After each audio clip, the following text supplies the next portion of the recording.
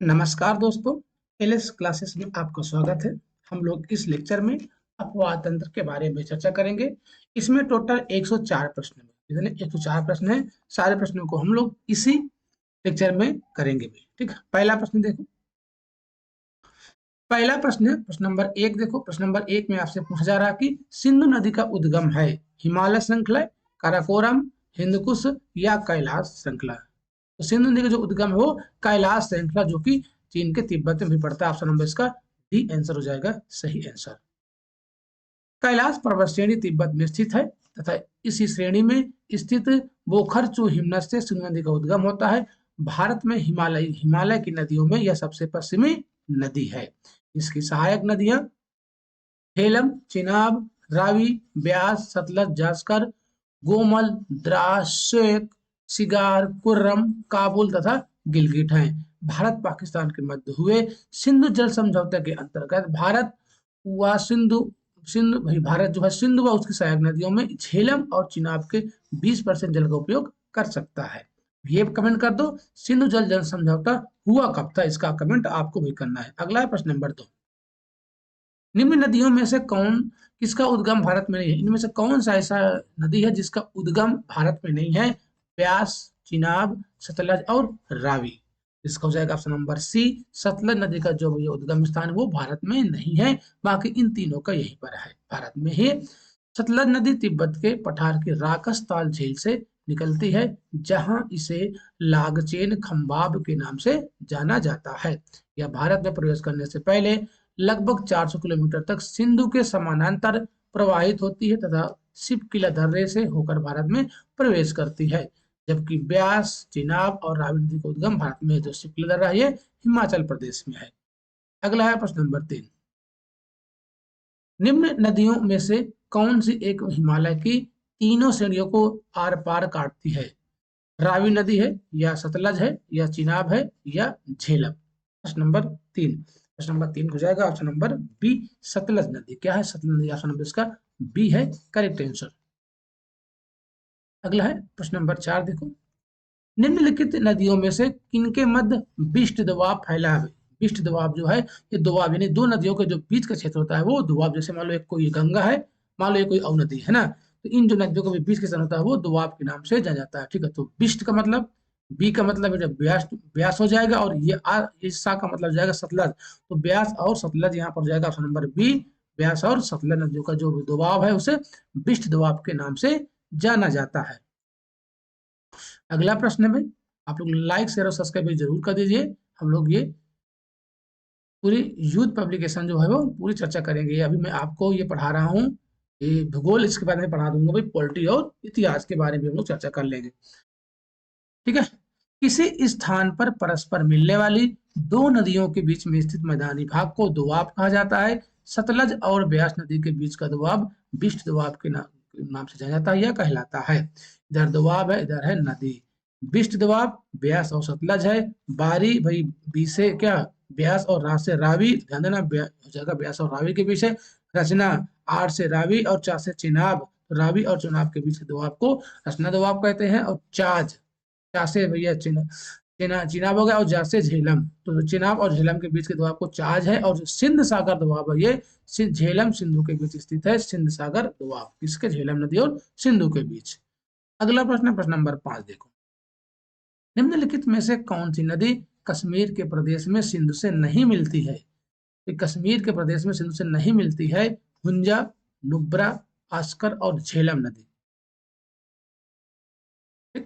तो प्रश्न नंबर 5, प्रश्न नंबर 5 हो जाएगा डी में आंसर, यानी कि झेलम नदी क्या है? कश्मीर के प्रदेश में सिंधु से नहीं मिलती। ऑप्शन नंबर इसका डी हो जाएगा, सही आंसर। अभी मिलती कहाँ है इसके बारे में लोग चर्चा करते हैं। झेलम नदी, इसे भैया पहले वितस्ता के नाम से भी जाना जाता था। प्राचीन में इसको वितस्ता के नाम से भी जानते हैं। उत्तर भारत में बहने वाली एक नदी है। यह पीर पंजाल पर्वत की पदस्थली में स्थित बेरीनाग यानी कि जो शेषनाग झील झरने से निकलकर भारत पाक सीमा के लगभग समानांतर बहती हुई पाकिस्तान में झंग के निकट चिनाब नदी से मिल जाती है। कहां पर मिलती है? ये पाकिस्तान में झंग के निकट जो है चिनाब नदी में मिल जाती है। इसकी सहायक नदी किशन गंगा है, यानी जो झेलम नदी है इसकी सहायक नदी किशन गंगा है। ठीक है, जो आपकी झेलम नदी है इसकी सहायक तो किशनगंगा है, ठीक है। अब ये भैया जो झेलम नदी है वो चिनाब की सहायक भी है और सिंधु नदी की भी सहायक है, ये भी पॉइंट आपको ध्यान देना है साथ में। अगला है प्रश्न नंबर 6। निम्नलिखित नदियों में से कौन सी एक उत्तर प्रदेश से नहीं गुजरती है? इनमें से कौन सी एक नदी है तो उत्तर प्रदेश से नहीं गुजरती भाई? गंगा, यमुना, रामगंगा, झेलम। तो झेलम नदी हो जाएगा सही आंसर, ठीक है। तो ये बताओ आप, जो गंगा नदी तंत्र है, मैं कल इसके बारे में आपको डिटेल से पढ़ाया हूँ, 2 घंटे का मैं लेक्चर लिया था भाई भारत के भूगोल। इसमें से लगभग 3 चैप्टर मैंने आपको मेंशन किया है, इसके बारे में सब बताया हूँ कि भाई इधर से मिली क्या है भाई, इधर से मिलती है आपको यमुना नदी मिलती है कहाँ, इलाहाबाद, इलाहाबाद में। इधर से पहले मिलती है रामगंगा, रामगंगा। और सबसे लास्ट में इधर कौन सी भाई, क्या याद है कुछ? बताइए, कमेंट कर दो भाई। यहाँ पर सबसे लास्ट में गंगा से कौन मिलती है भाई? और ये है आपकी यमुना, इधर से मिलती है आपकी रामगंगा। फिर इसके बाद कौन कौन सी नदी है, ये सब मैं आपको मैप के जरिए कल की क्लास में पढ़ाया हूँ, आप वहां जाके पूरा देख सकते हैं इसको। अगला है प्रश्न, तो इसका डी आंसर हो जाएगा, ठीक है। नंबर 7 देखो, किशन गंगा एक सहायक नदी। अभी आपने पढ़ा है कि जो किशन गंगा नदी है वो झेलम नदी की सहायक नदी है। नेक्स्ट है प्रश्न नंबर 8। निम्नलिखित नदियों में से कौन सी एक लद्दाख एवं जास्कर पर्वत श्रेणी के मध्य प्रवाहित होती है भाई? लद्दाख और जास्कर के मध्य कौन सी नदी प्रवाहित होती है? लद्दाख और जास्कर की बात हो रही है, तो लद्दाख और जास्कर पर भैया सिंधु नदी है, ठीक है। अगर काराकोरम और लद्दाख के बीच बोला जाए तो यहाँ पर श्योक नदी है। कौन सी श्योक नदी है? इसके बाद ये भाई काराकोरम पर्वत श्रेणी है, फिर लद्दाख है, फिर जास्कर है, तो इनके बीच होती है कौन सी? सिंधु नदी, ठीक है। सिंधु नदी हो जाएगा भाई, तो ऑप्शन नंबर इसका बी आंसर हो जाएगा सही।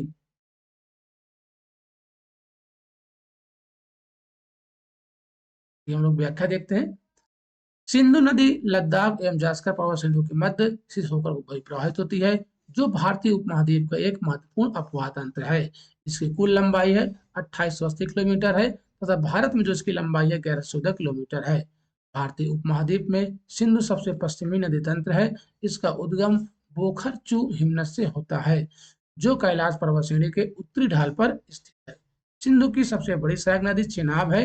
वह अन्य प्रमुख सहायक नदियां झेलम, सतलज, ब्यास, रावी है, लेकिन जो सबसे बड़ी सहायक है वो चेनाब नदी है। यह तिब्बत यानी कि चीन, भारत और पाकिस्तान से प्रभावित होते हुए अरब सागर में गिरती है, यानी कि 3 देश में वही बहती है, भारत, पाकिस्तान और चीन में।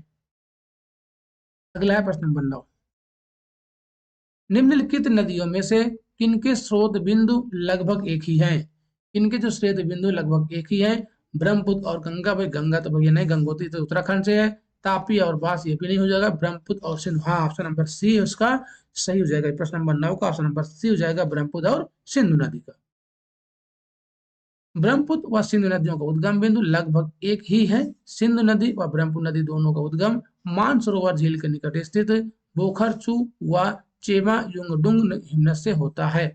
ब्रह्मपुत्र नदी को तिब्बत में शांगपो, भारत में दिहांग व ब्रह्मपुत्र के नाम से जानते हैं, लेकिन बांग्लादेश में इसके जमुना के नाम से जाना जाता है।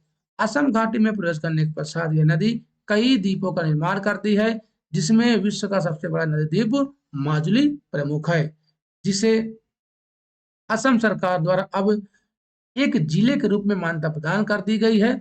भारत में ब्रह्मपुत्र की प्रमुख सहायक नदियों का मानस हो गई, दिमांग है, बूढ़ी दिहांग है, लोहित है, धनसिरी है, कपली, जिया और भरेली, ये सभी ये आपकी ब्रह्मपुत्र नदी की सहायक नदियां हो जाएंगी भारत में। बांग्लादेश में ब्रह्मपुत्र की प्रमुख सहायक नदियों में तीस्ता नदी है, ठीक है, तीस्ता नदी है, जिसके संगम के पश्चात यह पद्मा यानी कि गंगा में मिल जाती है, जो आगे प्रवाहित होते हुए बंगाल की खाड़ी में गिरने से पहले विश्व का सबसे बड़ा डेल्टा सुंदरवन का डेल्टा का निर्माण करती है।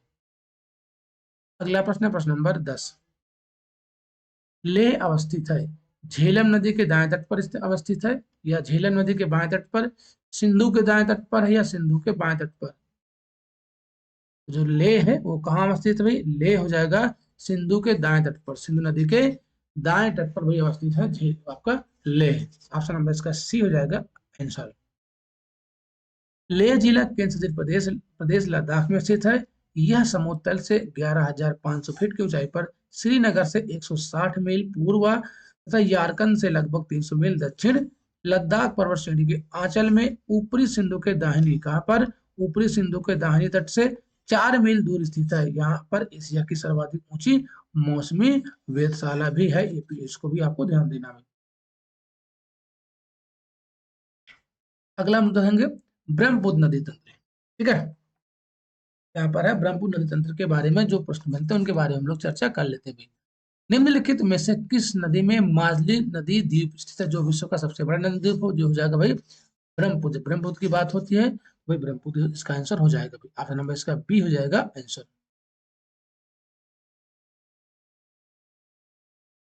अगला प्रश्न है, पहले इसकी व्याख्या देखते हैं भाई। माजुली नदी द्वीप ब्रह्मपुत्र नदी में स्थित है। यह द्वीप आसाम में है। माजुली को विश्व का सबसे बड़ा नदी द्वीप की संज्ञा प्राप्त है। वर्ष 2016 में माजुली को जिले का दर्जा दे दिया गया। कब? 2016 में। माजुली का शाब्दिक अर्थ होता है पानी से घिरा घिरा हुआ क्षेत्र। माजुली विश्व धरोहर स्थल की सूची में भी शामिल है। अगला है प्रश्न नंबर 12।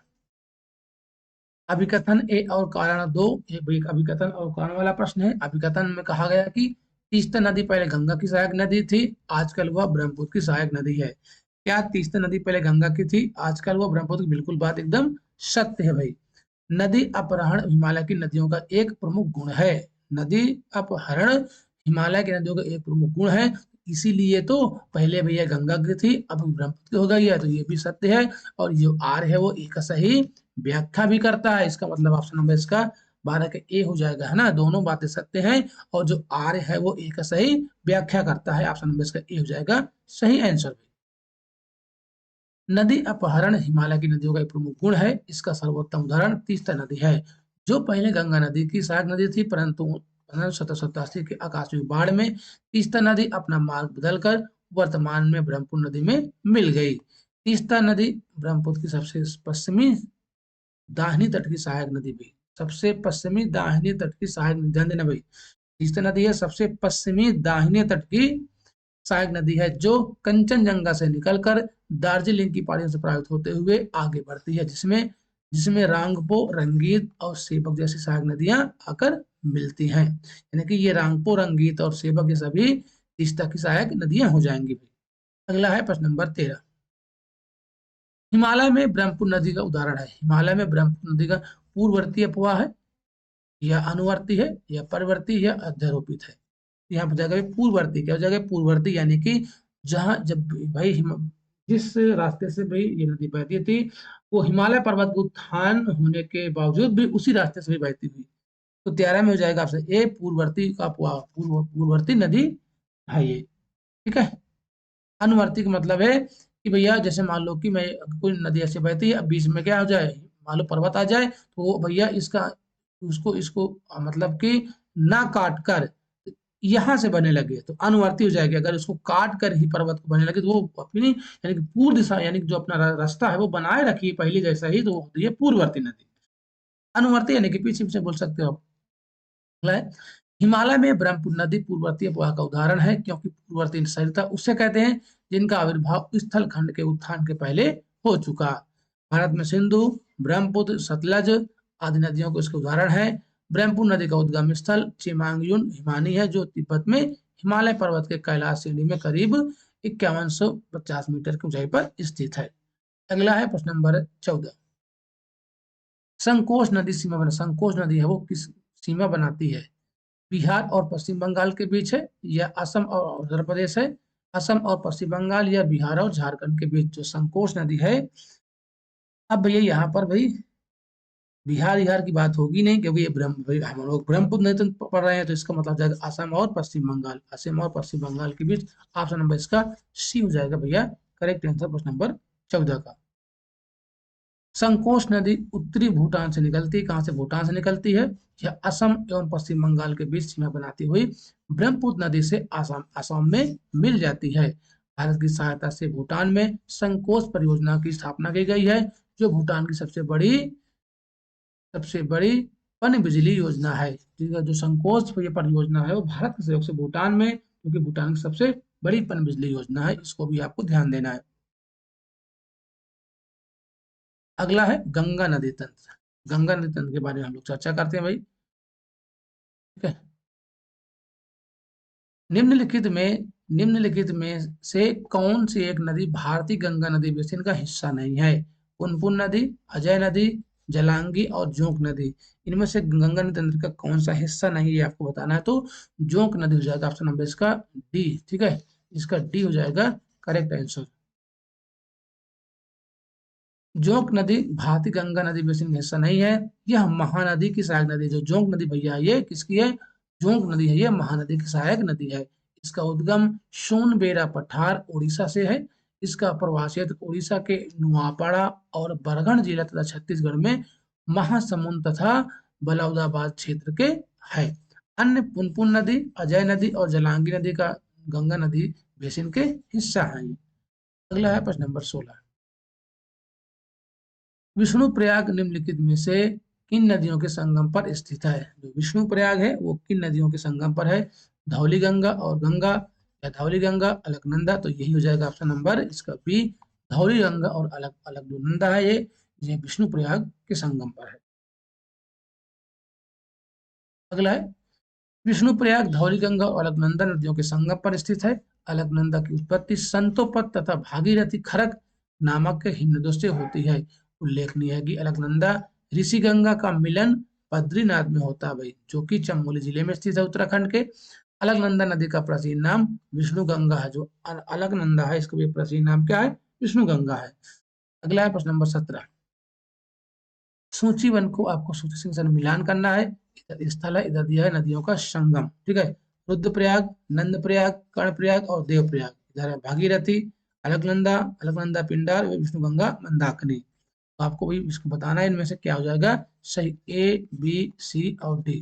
ठीक है, प्रश्न नंबर है आपका 17। देखो रुद्रप्रयाग हो जाएगा आपका। रुद्रप्रयाग जो है, रुद्रप्रयाग की अगर हम बात करें, इस क्वेश्चन में भैया गलत दिया था है ना, इसमें मिलान करने में गलत दिया था। बात ध्यान देना भाई। जैसे देवप्रयाग की बात करो तो ये हो जाएगा भागीरथी और अलकनंदा है। हाँ, डी का 1 हो जाएगा। चलो डी का 1 तो यानी ये सब कट गए, बचे ये। अब इसके बाद हो जाएगा जो पिंडार कर्ण है, जो कर्ण प्रयाग हो गए अलकनंदा और पिंडार, यानी सी का 3 है किसी में। हाँ, सी का 3 भी इसमें है, यानी तो ये सी का 3 हो जाएगा। चलो ठीक, इसका मतलब यहाँ पर बी होना चाहिए है ना। बी यानी ए का 2 रुद्रप्रयाग, अलकनंदा और मंदाकिनी दिया गया। और जो नंद प्रयाग है यहाँ पर मंदाकिनी नंदाकिनी होनी चाहिए, तो इसलिए क्या है ये गलत दिया था भाई। क्या है इसमें गलत दिया था।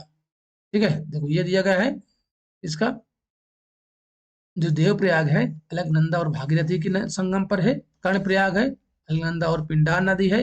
रुद्र अलकनंदा और मंदाकिनी है। जो नंद है वहां पर नंदाकिनी, अलकनंदा और नंदाकिनी है। ठीक है, तो यहाँ पर नंदाकिनी नहीं दिया है भाई। देखो ये दोनों मंदाकिनी दिया था, इसलिए ये सवाल ही गलत था भाई।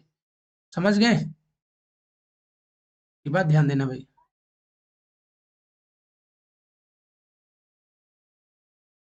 अगला है प्रश्न नंबर नेक्स्ट। आप लोग सभी को लाइक शेयर सब्सक्राइब भाई जरूर कर दीजिए। प्रश्न नंबर 18 देखो।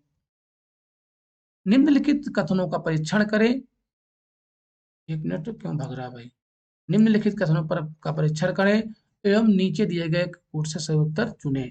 देवप्रयाग अलकनंदा एवं भागीरथी नदी के संगम पर स्थित है ना। बात तो क्या एकदम सही लग रही है भाई, एकदम बात सही है। रुद्रप्रयाग अलकनंदा एवं मंदाकिनी नदी के संगम पर स्थित है। क्या जो रुद्रप्रयाग है अलकनंदा मंदाकिनी है, यह भी बात क्या है सत्य है। अलकनंदा नदी बद्रीनाथ से बहती है। क्या जो अलकनंदा नदी है वो बद्रीनाथ से बहती है, ये भी बात एकदम सत्य है। केदारनाथ आदि शंकराचार्य द्वारा स्थापित सबसे बड़ा पीठ के रूप में जाना जाता है, ये बात क्या है गलत है भाई। 18 हो जाएगा ऑप्शन नंबर ए। 1 2 3 सही है, 4 गलत है। क्यों गलत है इसके हम लोग व्याख्या देखते हैं। गंगा का आरंभ भागीरथी व अलकनंदा के रूप में होता है। अलकनंदा की 2 धाराएं धौली गंगा और विष्णु गंगा हैं, जिनका संगम विष्णु प्रयाग में होता है। जो विष्णु प्रयाग है वो यानी कि धौली गंगा और विष्णु गंगा है के रूप में जाना जाता है। पर आपको ध्यान देना भाई। आगे प्रवाहित होते हुए कर्ण प्रयाग में पिंडार नदी व रुद्र प्रयाग में मंदाकिनी नदी अलकनंदा से संगम करती है। तो देव प्रयाग में भागीरथी व अलकनंदा का संगम होता है। इसके पश्चात इस संयुक्त धारा को गंगा के नाम से जाना जाता है। भागीरथी का उद्गम गंगोत्री हिमनद के गोमुख नामक स्थान से होता है। प्रसिद्ध बद्रीनाथ की घाटी जो हिंदुओं का पवित्र तीर्थ स्थल है, अलकनंदा के तट पर स्थित है। जो भी बद्रीनाथ है वो कहाँ स्थित है? अलकनंदा के तट पर स्थित है। केदारनाथ पीठ को आदि शंकराचार्य द्वारा स्थापित पीठों में शामिल नहीं किया गया। जो केदारनाथ पीठ है वो आदि शंकराचार्य द्वारा स्थापित पीठों में नहीं किया गया है। अतः शंकराचार्य द्वारा भारत के 4 दिशाओं में स्थापित पीठे निम्न प्रकार है भाई। तो बद्रीनाथ है, बद्रीनाथ हो जाएगा उत्तर दिशा में, उत्तराखंड में है। द्वारका गुजरात में पश्चिम दिशा में, जगन्नाथ उड़ीसा उड़ीसा में, और श्रीरंगेरी कर्नाटक दक्षिण दिशा में। तो इन पीठों के बारे में आपको ध्यान देना भाई। बद्रीनाथ, द्वारका, जगन्नाथ और श्रृंगेरी हो जाएगा इसका सही आंसर। अगला है प्रश्न नंबर 19। प्रश्न नंबर 19 है, निम्नलिखित में से इस नदी के तट पर बद्रीनाथ का प्रसिद्ध मंदिर स्थित है। बद्रीनाथ का मंदिर अलकनंदा, अलकनंदा या भागीरथी या मंदाकिनी या गंगा। प्रश्न नंबर 19 में हो जाएगा ऑप्शन नंबर ए अलकनंदा। क्या हो जाएगा भाई? तो बद्रीनाथ का जो मंदिर है वो अलकनंदा। ऑप्शन नंबर इसका ए हो जाएगा आंसर सही। अगला है प्रश्न नंबर 20। निम्नलिखित में से किस स्थान पर भागीरथी एवं अलकनंदा नदियां परस्पर मिलकर गंगा का निर्माण करती हैं? भागीरथी और अलकनंदा मिलकर कहां पर गंगा का निर्माण करती हैं? तो ये हो जाएगा ये देवप्रयाग। ऑप्शन नंबर इसका सी है करेक्ट आंसर।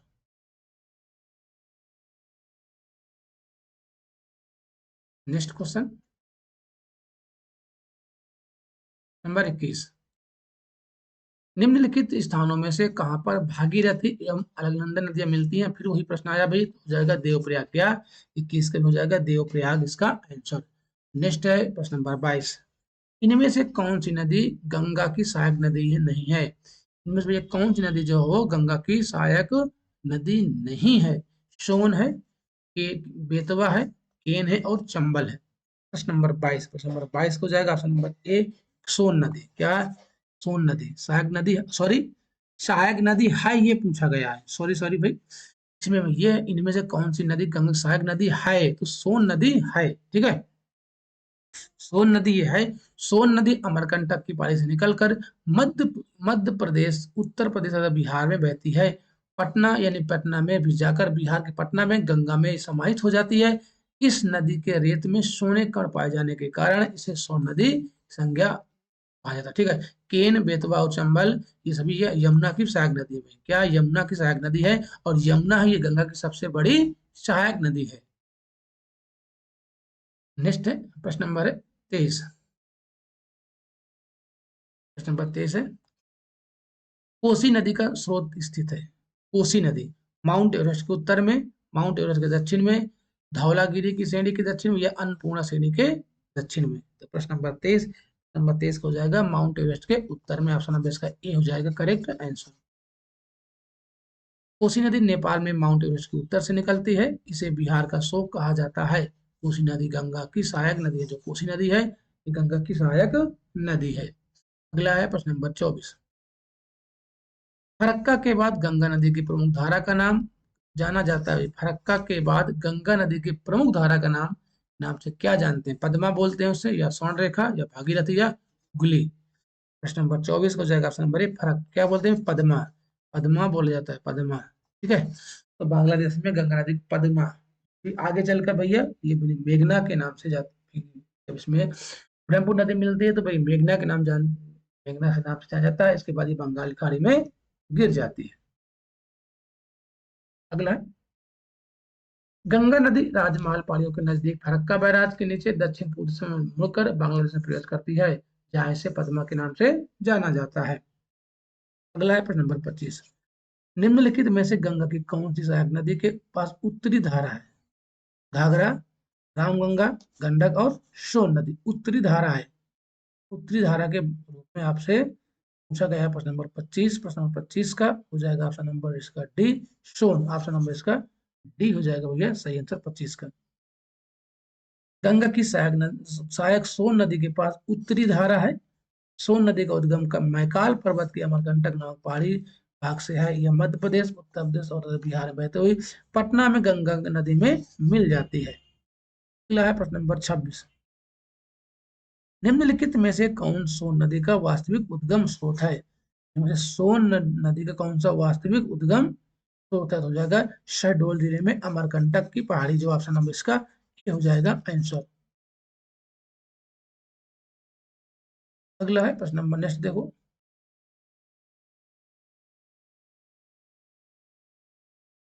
प्रश्न नंबर 27।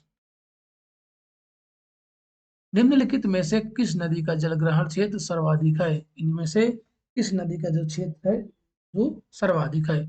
महानंदा हो जाएगी, या सोन हो जाएगा, या रामगंगा, या गंडक? प्रश्न नंबर 27। प्रश्न नंबर 27 में ऑप्शन नंबर हो जाएगा भैया बी आंसर, सोन नदी। क्या? निम्नलिखित में किस नदी का जल ग्रहण क्षेत्र सर्वाधिक है? इसमें से सोन नदी 27 हो जाएगा, सोन नदी। सोन नदी जिसका करेक्ट है। विकल्प में दिए गए नदियों में सोन नदी का जल ग्रहण क्षेत्र सर्वाधिक है। सोन नदी अमरकंटक बारिश निकलकर उत्तर की ओर मध्य प्रदेश में बहने के बाद उत्तर प्रदेश के सोनभद्र में बहते हुई बिहार में प्रवेश कर जाती है, जहां पटना के निकट गंगा में मिल जाती है। इसकी जो लंबाई है वो 780 किलोमीटर है। कान्हार, गोपत, रिहंद, उत्तरी कोयल आदि इसकी प्रमुख सहायक नदियां भी हैं। यानी कि जो सोन नदी की सहायक नदियां अगर पूछा जाए, जो रिहंद कई बार पूछा गया है, रिहंद, उत्तरी कोयल, कान्हार और गोपत। ठीक है, अगला है प्रश्न नंबर, नेक्स्ट है, गंगा नदी उदाहरण है। गंगा नदी उदाहरण है ये पूर्ववर्ती यानी पूर्ववर्ती अफवाह का ही उदाहरण। ऑप्शन नंबर इसका ए हो जाएगा। ये नदी कौन सी होती है, पूर्ववर्ती नदी क्या होती है, इनके बारे में आपको अभी बता चुका हूँ।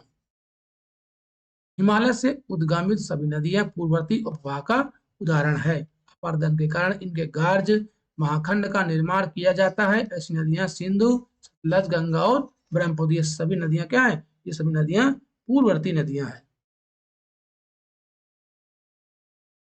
अगला है प्रश्न नंबर 29। प्रश्न नंबर 29 देखो, निम्न नदियों में से कौन अपने मार्ग में परिवर्तन करने के कारण ये कुख्यात है? तो हो जाएगा कोसी नदी। क्या है? इसलिए इसे बिहार का शोक कहा जाता है। 29 का हो जाएगा ऑप्शन नंबर इसका, 29 का। ठीक है, 29 हो जाएगा भैया बी आंसर, कोसी नदी। कोसी नदी नेपाल में हिमालय के गोसाईनाथ शिखर से निकलती है और बिहार में भीमनगर के रास्ते से भारत में प्रवेश करती है।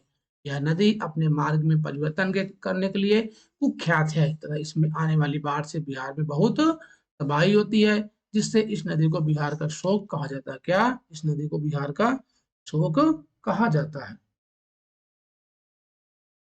अगला है प्रश्न नंबर 30। निम्न में से किस नदी के तट पर गोरखपुर स्थित है? किस नदी के तट पर गोरखपुर स्थित है? यह प्रश्न भी कई बार पूछा गया है। तो गोरखपुर जो हो राप्ती नदी किनारे स्थित। ऑप्शन नंबर इसका सी है करेक्ट आंसर। गोरखपुर राप्ती नदी के तट पर स्थित है।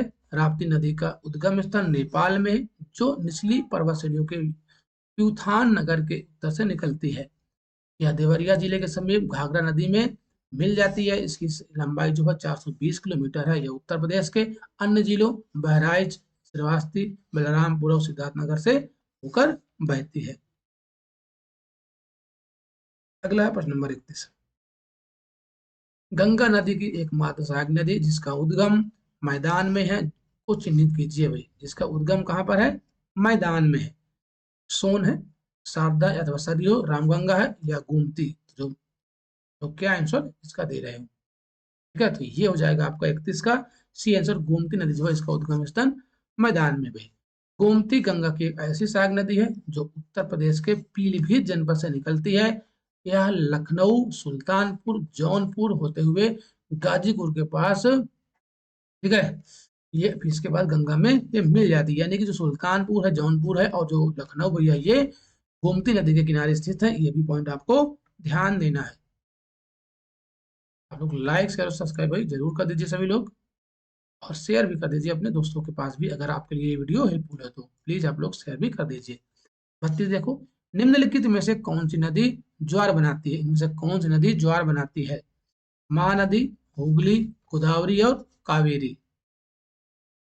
प्रश्न नंबर 32। प्रश्न नंबर 32 में जाएगा ऑप्शन नंबर बी, हुगली नदी। क्या हुगली नदी हो जाएगा इसका करेक्ट आंसर। हुगली नदी पश्चिम पश्चिम बंगाल राज्य में स्थित है। यह गंगा की एक धारा है जो कोलकाता को बंगाल की खाड़ी से जोड़ती है। बंगाली खाड़ी का जो माध्य समुद्र तल और हुगली नदी का तल लगभग समान होने के कारण जब बंगाली खाड़ी में उच्च ज्वार की स्थिति बनती है तो उसका असर हुगली नदी पर भी होता है, जिस कारण हुगली नदी का जल स्तर ऊपर उठ जाता है और मालवाहक जहाजों के आवागमन में सहायता प्रदान करता है।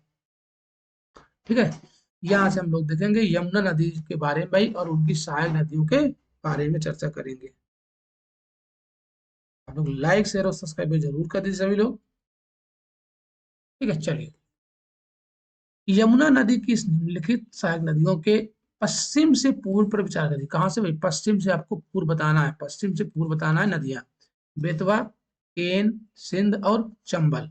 नीचे दिए गए उत्तर का आपको सही चयन करना है। ठीक है, पश्चिम से सबसे पश्चिम में मुन्ना हो जाएगा चंबल। क्यों चंबल आएगा? चंबल के बाद आएगा भाई सिंध आएगा, इसके बाद नहीं हाँ सिंध आएगा, इसके बाद आएगा भैया बेतवा, इसके बाद केन। तो 4 3 1 2, 4 3 1 2, जिस ऑप्शन में 4 3 1 2 होगा 4 3 1 2, यानी कि इसका ऑप्शन नंबर ए हो जाएगा करेक्ट आंसर। ये सब मैं आपको पढ़ा चुका हूँ, ध्यान देना भाई। भारत के भूगोल में मैं ये सब आपको जो थ्योरी क्लास लेता हूँ ये सब मैं आपको पढ़ा चुका हूँ। आप ठीक है, तो आप पूरा देख सकते हैं भाई किस तरह पढ़ाया गया मैप के जरिए। यमुना नदी जमुनोत्री से निकलती है यानी उत्तराखंड एवं प्रयागराज में गंगा नदी में मिल जाती है। इसकी सहायक नदियों का पश्चिम से पूर्व क्रम पहले चंबल, सिंध, बेतवा, केन। चंबल, सिंध, बेतवा, केन। चंबल, सिंध, बेतवा, केन। ध्यान देना इसको। अगला है प्रश्न नंबर 34, कथन और कारण वाला प्रश्न है। जो कथन दिया गया है, दिल्ली और आगरा के मध्य वर्ष के अधिकांश समय में यमुना नदी मृत हो जाती है। दिल्ली और आगरा के मध्य वर्ष के अधिकांश समय में यमुना क्या हो जाती है? मृत हो जाती है, यानी पानी सूख जाता है। यमुना असतत वाहिनी नदी है। नीचे दिए गए कोड का सही उत्तर आपको चुनना है। इनमें से क्या हो जाएगा? 34 का सही आंसर। ठीक है भाई, इसका कारण क्या है? ये गलत है भाई, ये सतत वाहिनी है ना कि असतत वाहिनी। ए भाई ठीक है, ए सही है लेकिन बी क्या है? गलत है। इसका मतलब ऑप्शन नंबर सी हो जाएगा इसका 34 का करेक्ट आंसर। इसके बारे में देखो, यमुना नदी का उद्गम स्थल हिमालय के हिमाच्छादित श्रेणी बंदर पूंछ के निकट यमुनोत्री हिमानी से है। यह गंगा की सबसे बड़ी सहायक नदी है। इसकी कुल लंबाई 1376 किलोमीटर है और बेसिन जो है 3,66,223 वर्ग किलोमीटर है। इसकी बाईं तरफ से सहायक जो नदियां हैं, बाईं तरफ से, कहां से भाई? बाईं तरफ से बात हो रही है। टोन्स है, हिंडन है और दाहिनी तरफ से सहायक नदियों में चंबल, बेतवा, केन और सिंध है। ठीक है, चंबल, बेतवा, केन और सिंध है। ध्याता है कि दिल्ली और आगरा के मध्य वर्ष के अधिकांश समय में यमुना नदी के मृत हो जाने के कारण प्रदूषण है। क्या है इसका ये कारण? प्रदूषण है, प्रदूषण।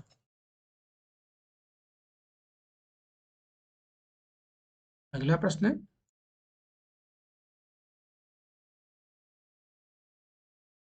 प्रश्न नंबर 35, बेतवा नदी मिलती है कहाँ? मिलती है भैया? यमुना मिलती है। जो बेतवा नदी है वो यमुना में मिलती है। ऑप्शन नंबर इसका 35 का बी आंसर चला।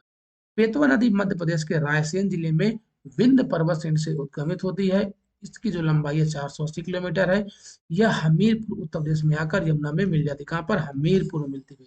यमुना की अन्य सहायक नदियों में केन और चंबल, क्या है? केन और चंबल भी है, इनको भी ध्यान देना है। अगला है प्रश्न नंबर 36, निम्नलिखित में से कौन सरिता समूह मालवा पठार को विच्छेदित करता है? मालवा पठार को कौन सा सरिता समूह यानी नदियों का समूह है जो विक्षेपित करता है? चंबल, काली सिंध, पार्वती छिप्रा, सिंध, बेतवा, धसान, केन। चंबल, बेतवा, बीना, केन है या सिंध, काली सिंध, पार्वती, बीना? इसमें से आप लोग क्या आंसर दे रहे हैं? प्रश्न नंबर 36 का जगह सी, चंबल, बेतवा, बीना और केन नदी। ऑप्शन नंबर इसका सी है करेक्ट आंसर। चंबल, बेतवा, बीना और केन सरिता समूह मालवा पठार को विच्छेदित करती है। मालवा का पठार अरावली और विंध्य पर्वत श्रृंखलाओं के मध्य स्थित है। यह एक लावा निर्मित पठार है। मालवा की पठार की जो लंबाई है 530 वर्ग किलोमीटर तथा चौड़ाई जो है वो 390 किलोमीटर है। ठीक है, लंबाई, लंबाई एक वर्ग नहीं किलोमीटर नहीं होना चाहिए भाई, ये 530 किलोमीटर होना चाहिए ना, ये तो क्षेत्रफल हो जाएगा भाई, है ना? वर्ग किलोमीटर क्षेत्रफल का भैया वो होता है मात्रक। तो जो प्रायद्वीपीय पठार के यानी 1,50,000 वर्ग किलोमीटर क्षेत्र पर ये फैला हुआ है, तो यहाँ पर हो जाएगा किलोमीटर। अगला है नर्मदा नदी। निम्नलिखित में से कौन सी नदी घाटी बेसिन क्षेत्रफल की दृष्टि से सबसे बड़ी है? इन ऑप्शन में से कौन सबसे बड़ी है? कावेरी, नर्मदा, महानदी और ताप्ती। तो जाएगा नर्मदा नदी। ऑप्शन नंबर 37 का हो जाएगा सी आंसर। तो 37 सी, एक मिनट, ये सी हो जाएगा भाई, महानदी हो जाएगा, महानदी। ठीक है, यहाँ हो जाएगा, यहाँ पर सी आंसर हो जाएगा, महानदी आंसर इसका होगा, ना कि बी। राष्ट्रीय जल आयोग के अनुसार महानदी का अपवाह जो क्षेत्र है वो 1,41,589 किलोमीटर है। महानदी का उद्गम हरसिया गांव, रायपुर जिला, छत्तीसगढ़ से होता है। छत्तीसगढ़, उड़ीसा, छत्तीसगढ़ हो गया, उड़ीसा हो गया, झारखंड और मध्य प्रदेश और महाराष्ट्र में इसका विस्तार है। कावेरी नदी का जो अपवाह तंत्र है ये है आपका 87,900 वर्ग किलोमीटर है। नर्मदा नदी का अपवाह जो क्षेत्र है वो 98,795 वर्ग किलोमीटर है। और जो ताप्ती नदी का अपवाह क्षेत्र है वो 65,145 वर्ग किलोमीटर। इसमें से ऑप्शन नंबर सी बेट हो जाएगा भैया सही आंसर। अगला है प्रश्न नंबर 38। निम्नलिखित में से कौन सी भारतीय नदी का युग्म भ्रंश घाटी से होकर बहती है? देखो, जो आपकी भैया दक्षिण भारत की जो नदियां जो अरब सागर में गिरती हैं, जिनमें से जो इम्पोर्टेंट नदी जो है नर्मदा और ताप्ती है, ये भ्रंश घाटी में बहती है। क्या भ्रंश घाटी में ये अपने मुहाने पर डेल्टा का निर्माण ना करके इस शिविर का निर्माण करती हैं। ठीक है, ये बात तो आपको ध्यान देना, डेल्टा का निर्माण नहीं करती हैं। तो बंगाल की खाड़ी में गिरती नदियां वो सभी डेल्टा का निर्माण करती हैं। अगला है प्रश्न नंबर नेक्स्ट है, नर्मदा एवं तापी नदी का जो युग्म भ्रंश घाटी से होकर बहता है। नर्मदा नदी का उद्गम मैकाल पर्वत के अमरकंटक चोटी से है। यह नदी मध्य प्रदेश, गुजरात हो गया, महाराष्ट्र से होकर बहती है। अरब सागर में गिरने वाली जो नदी है नर्मदा सबसे लंबी नदी है। यानी जो अरब सागर में यह गिरती नदी प्राचीन भारत की सबसे जो लंबी नदी है वो नर्मदा नदी है, अरब सागर में गिरने वाली है। ओके, कहाँ? अरब सागर में। अगला है,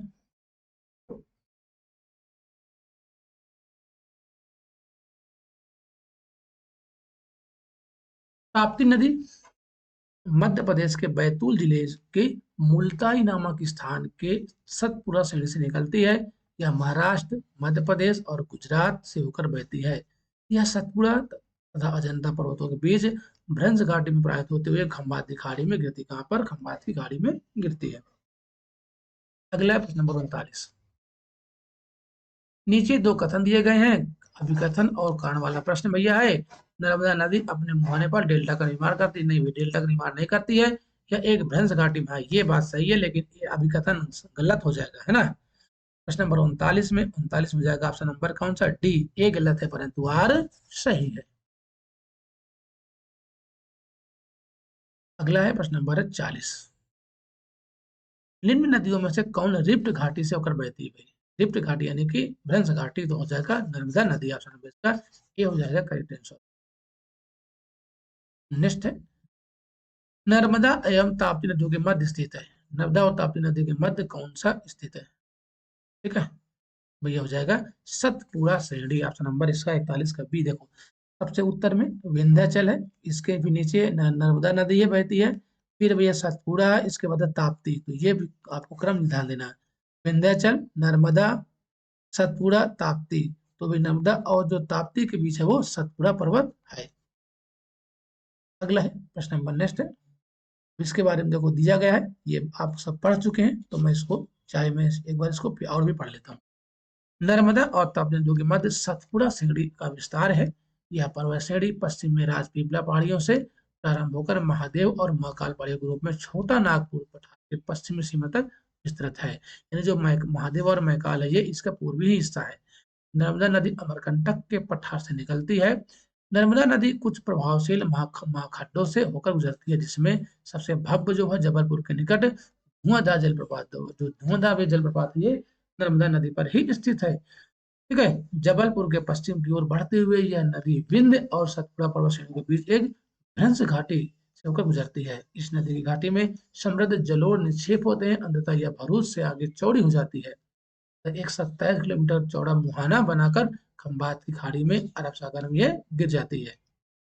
इसी प्रकार जो है ताप्ती नदी मध्य प्रदेश के बैतूल जिले से मुल्ताई नामक स्थान से निकलती है। अगला है प्रश्न नंबर नेक्स्ट,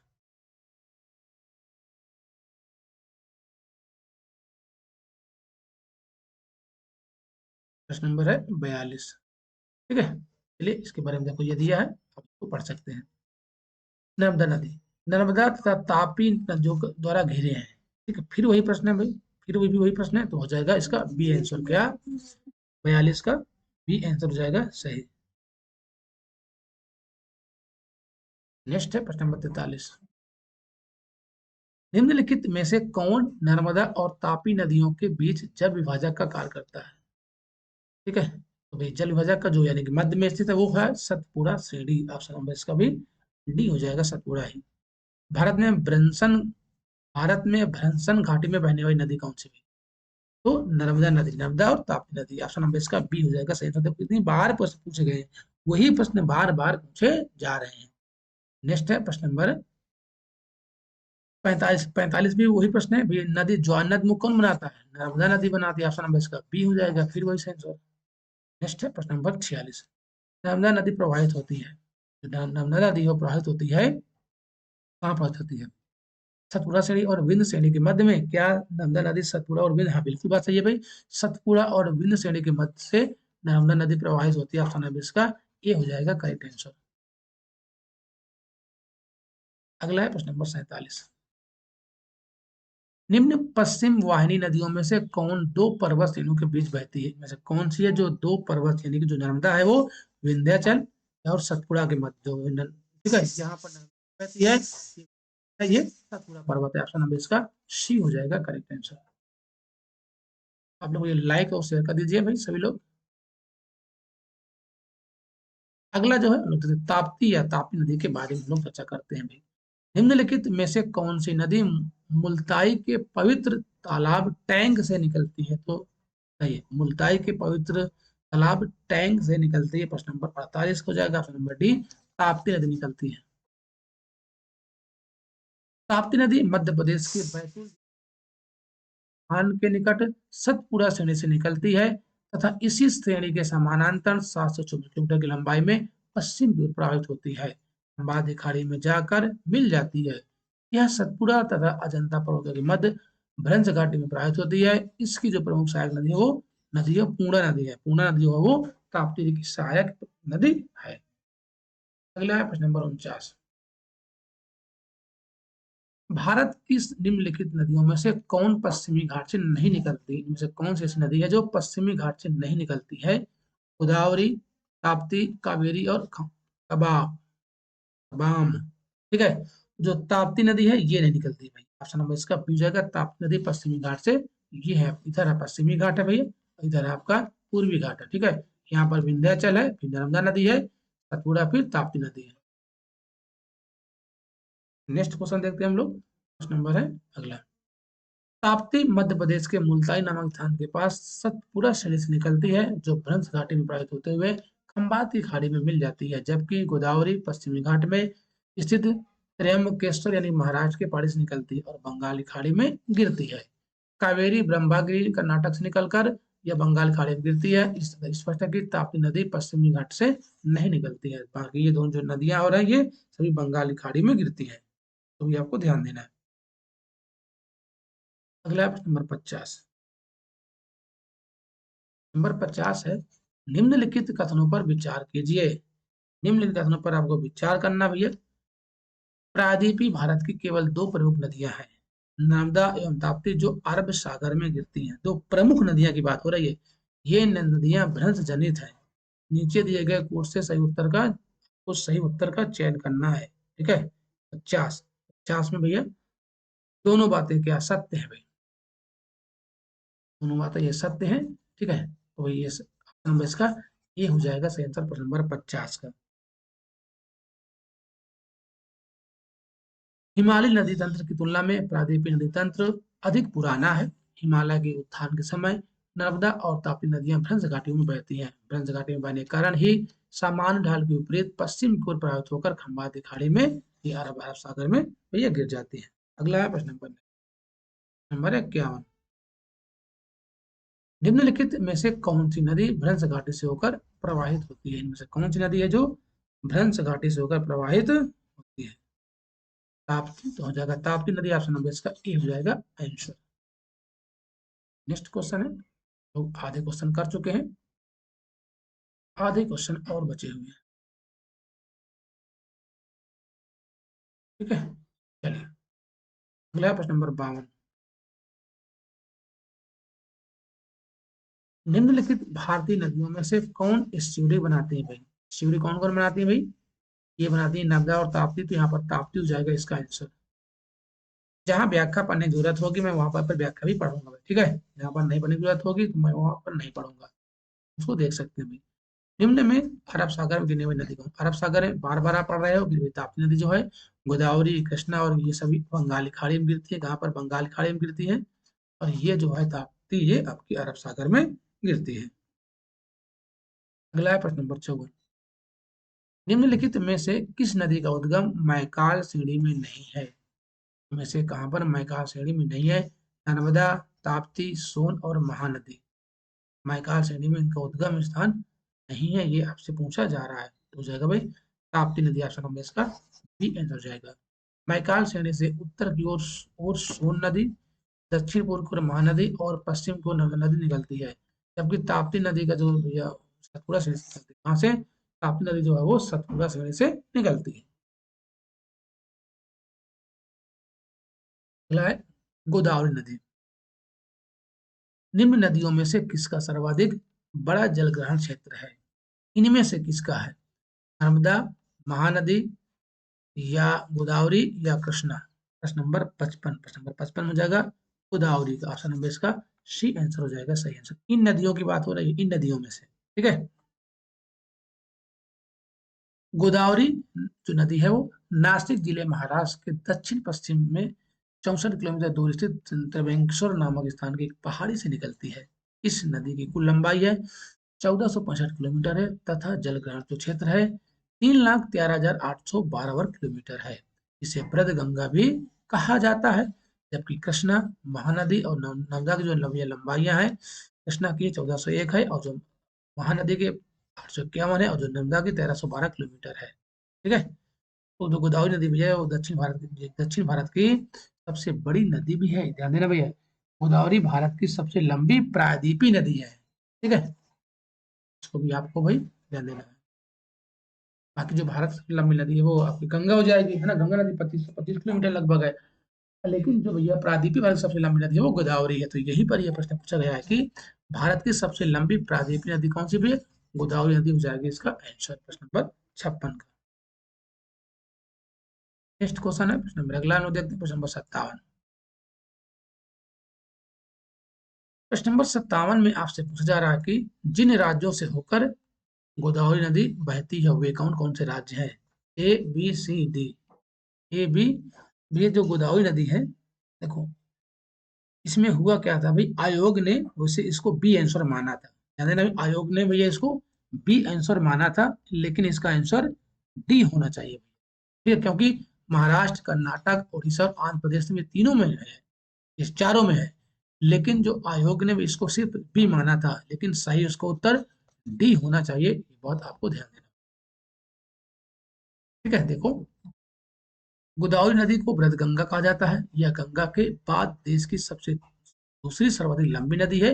उपर्युक्त विकल्पों के आधार पर महाराष्ट्र, उड़ीसा और आंध्र प्रदेश से गोदावरी नदी गुजरती है। आंध्र प्रदेश से तेलंगाना के विभाजन के बाद तेलंगाना एवं छत्तीसगढ़ से भी गोदावरी गुजरती है। वर्तमान में गोदावरी जो नदी है महाराष्ट्र हो गया, उड़ीसा हो गया, छत्तीसगढ़ हो गया, मध्य प्रदेश, आंध्र प्रदेश राज्यों में फैला हुआ है। लेकिन आयोग ने इसका आंसर बी माना है, ठीक है। लेकिन आंसर ये इस ऑप्शन में डी होना चाहिए। अगला है प्रश्न नंबर 58। नासिक अवस्थित है। नासिक भैया कहाँ स्थित है? जो नासिक है वो आपको जाएगा गोदावरी नदी के किनारे, ऑप्शन नंबर इसका सी हो जाएगा आंसर। तो ये बताएं नासिक किस लिए प्रसिद्ध है? कमेंट कर दो भाई। नासिक गोदावरी नदी के किनारे पर अवस्थित है। गोदावरी नदी का उद्गम स्थल ही नासिक जिला है। गोदावरी दक्षिण भारत की सबसे लंबी नदी है। नासिक का कुंभ गोदावरी नदी के तट पर ही आयोजित होता है। जो नासिक कुंभ कहाँ लगता है भाई? नासिक में भी लगता है ना। तो ये बताओ कुंभ कहाँ कहाँ लगता है भाई? कुंभ कहाँ कहाँ लगता है इसका भी आपको कमेंट कर दीजिए भाई, ठीक है। गोदावरी नदी को आयु, आकार और लंबाई के कारण बूढ़ी गंगा या दक्षिणी की गंगा या बृहद गंगा की संज्ञा से भी अभिहित किया जाता है या जाना जाता है। अगला है प्रश्न नंबर 59। नासिक का कुंभ किस नदी के किनारे आयोजित होता है? नासिक नासिक का कुंभ की बात हो रही है तो भैया गोदावरी नदी, क्या गोदावरी नदी हो जाएगा इसका आंसर। प्रश्न नंबर 59 का ए आंसर हो जाएगा सही। अगला है प्रश्न नंबर 60। निम्नलिखित नदियों में से किसको दक्षिण की गंगा कहा? तो दक्षिण गंगा गोदावरी नदी को कहा जाता है। प्रश्न नंबर 60 में हो जाएगा ऑप्शन नंबर सी आंसर इसका। अगला है, हम लोग देखते हैं भैया कृष्णा नदी से संबंधित प्रश्न। निम्नलिखित में से कौन एक कृष्णा नदी की सहायक नदी नहीं है? इनमें से कौन एक कृष्णा नदी की सहायक नदी नहीं है? ठीक है, भीमा, डॉन, ये भैया ये पता नहीं क्या लिखा है, दिखाई नहीं दे रहा है, ये तुंगभद्रा है भाई। भीमा, तुंगभद्रा, डॉन तो है, लेकिन जो सी आंसर दिया है इसमें मुझे नहीं पता ये लिखा क्या है, दिखाई नहीं दे रहा, तो इसका सी 61 का हो जाएगा आंसर सही। तो भी हो, चलो व्याख्या देखते हैं, व्याख्या में क्या दिया गया।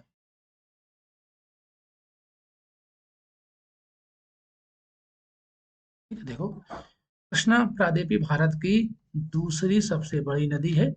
महाबलेश्वर के निकट से निकलकर दक्षिण पूर्व दिशा में 1401 किलोमीटर की लंबाई में बहती है। इसका जो अपवाह क्षेत्र है वो 2,58,948 वर्ग किलोमीटर है। कोयना, पंचगंगा, दूधगंगा, घाट प्रभा, माल प्रभा, भीमा, तुंगभद्रा और मूसी इसके बहुनाती है। लेकिन जो तेल, वहां पर तेल नदी है ये महानदी, वहां पर तेल नदी लिखा था, ठीक है।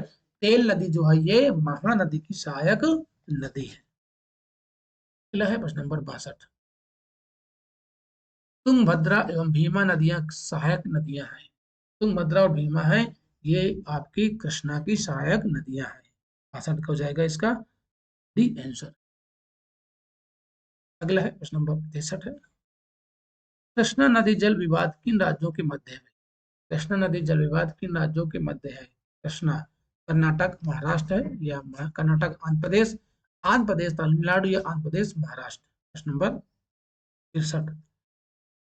ठीक है, देखो, तो कृष्णा नदी जल विवाद है वो सिर्फ 3 राज्यों के बीच है, आंध्र प्रदेश के बीच भी है, आंध्र प्रदेश है और कर्नाटक है और महाराष्ट्र है। आंध्र प्रदेश, कर्नाटक, महाराष्ट्र है। इसमें आप लोग भी किधर जाओगे तो ये दिक्कत हो रही है ना इसमें। ठीक है, तो ये भैया प्रश्न गलत था भाई। अब भाई आप तमिलनाडु तो होगा नहीं, कर्नाटक भी उसमें आता है, महाराष्ट्र भी आता है, आंध्र प्रदेश भी आता है, तो इसको दोगे कि आप इसको दोगे कि इसको दोगे?